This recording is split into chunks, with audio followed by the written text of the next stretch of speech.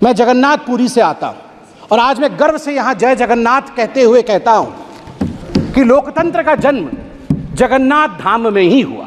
मैं बताऊंगा, वैज्ञानिक दृष्टिकोण से बताऊंगा क्यों हुआ। लोकतंत्र का जन्मदाता जगन्नाथ धाम है। जगन्नाथ मंदिर ने कलिंग के समय लोकतंत्र स्थापित किया। कलिंग अंग बंग कलिंग कहा जाता है। कलिंग के नरेश, कलिंग के राजा, कलिंग के सब कुछ भगवान जगन्नाथ है। वो तो जगत के नाथ हैं, वो तो ब्रह्मांड के नाथ हैं, मगर कलिंग में हम मानते हैं कि हमारे सर्वे सर्वा नारायण स्वयं हैं, जगन्नाथ है। वो रत्न सिंहासन पर बैठते हैं। रत्न सिंहासन से कलिंग का आसन वो संभालते हैं। उनका प्रतिनिधि वहां के गजपति महाराज होते हैं।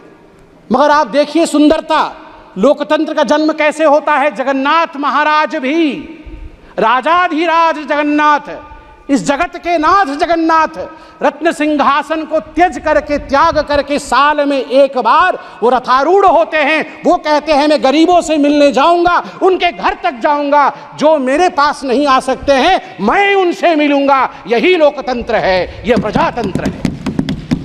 और जब रत्न सिंहासन त्यज करके जगन्नाथ रथारूढ़ होते हैं, रथ पर आते हैं, तो गजपति महाराज, उड़ीसा के जो महाराज हैं, वो अपने हाथ में झाड़ू लेकर खुद जगन्नाथ के आगे झाड़ू चलाते हैं। उस दिन वो सफाई कर्मचारी बन जाते हैं। और गर्व के साथ मैं उत्कल पुत्र उड़ीसा का निवासी कह सकता हूं। इसी कारण से उड़ीसा में जाति प्रथा नहीं है, क्योंकि हमारे राजा को झाड़ू पकड़ना पड़ता है।